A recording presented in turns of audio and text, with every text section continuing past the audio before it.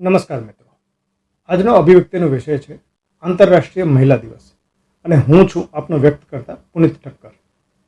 દર વર્ષે 8 માર્ચનો દિવસ મહિલાઓની સિદ્ધિઓને યાદ કરવા અને તેમનું સન્માન કરવા તેમજ મહિલાઓને એક વિશેષ સ્થાન અપાવવાના ઉદ્દેશથી આંતરરાષ્ટ્રીય મહિલા દિવસ તરીકે ઉજવવામાં આવે છે. આ માત્ર એક દિવસની ઉજવણી નથી. આ દિવસ એ એક સંકેત છે કે આ દુનિયાને સ્ત્રીના યોગદાન અને તેની શક્તિઓની મહત્તાને પ્રતિબિંબિત કરવી જોઈએ. પરંતુ શું આપણે ભારતીયો માટે મહિલા સન્માન કોઈ એક દિવસ પૂરતું મર્યાદિત છે?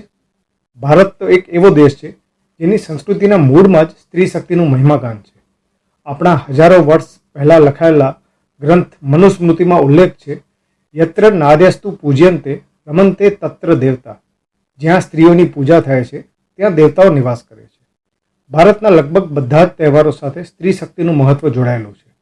ભારતનો વસંતોત્સવ એટલે કે દેવી સરસ્વતીની પૂજા, નવરાત્રિ એટલે માતાજીના નવ સ્વરૂપોની આરાધના, દિવાળી એટલે કે દેવી લક્ષ્મીની પૂજા. સ્ત્રી માત્ર માતા કે પુત્રી નથી, તે એક વિચારધારા છે, એક સંસ્કૃતિ છે જે સમાજનું ભવિષ્ય ઘડે છે. ભારતના ઇતિહાસમાં સ્ત્રીઓનું યોગદાન અમૂલ્ય રહ્યું છે. મા શારદા, રાણી લક્ષ્મીબાઈ, સરોજિની નાયડુ, કસ્તુરબા ગાંધી, કલ્પના ચાવલા, સુનિતા વિલિયમ્સ આવી અનેક મહિલાઓએ સમયે સમયે સાબિત કર્યું છે કે સ્ત્રી શક્તિનો સ્ત્રોત છે અને આકાશ પણ સ્ત્રીઓ માટે સીમા નથી. સ્ત્રી શક્તિની પ્રગતિ છતાં આજે મનમાં એક પ્રશ્ન ઉઠે છે કે ક્યાંક ને ક્યાંક આપણે સ્ત્રી સુરક્ષામાં પાછળ તો નથી પડી રહ્યા? આજે પણ સ્ત્રીઓ સાથે બળજબરી, અમુક જગ્યાઓ પર દહેજનું દૂષણ, પુત્રીના જન્મને અભિશાપ માનનારા લોકો પણ આપણી વચ્ચે છે.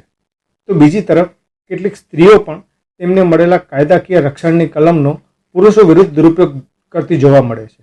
ત્યારે એમ કહેવાનું મન થાય કે સ્ત્રી અને પુરુષ બંને એકબીજાના પૂરક છે. બંને એકબીજાને સાથ આપે, સહકાર આપે અને બંને પોતાના અસ્તિત્વને સ્વીકારે અને જીવે તે ઇચ્છનીય છે.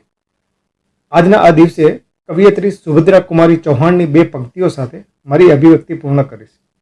હું કદી શૂન્ય ન હતી, હું કદી અવગણિત ન હતી. હું કદી શૂન્ય ન હતી, હું કદી અવગણિત ન હતી. હું સ્વયં એક વિશ્વ છું, હું જ વિશ્વની સર્જક શક્તિ છું. સ્ત્રી શક્તિને શત શત નમન.